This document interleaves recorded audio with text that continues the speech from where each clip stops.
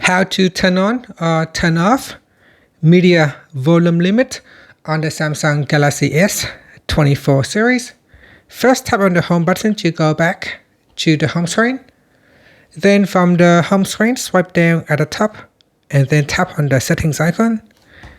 Next, in the settings page, we then scroll down and tap on sounds and vibration. Next, go down and tap on volume. Now in here, tap on the more button, then tap on media volume limit.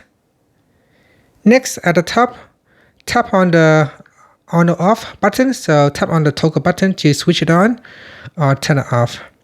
When this is turned on, then you can also adjust the custom volume limit. So here I cannot go any below that, but I can increase the volume limit. And you can also set a volume limit pin as well. And that's it. After, you can tap on the home button to go back to the home screen.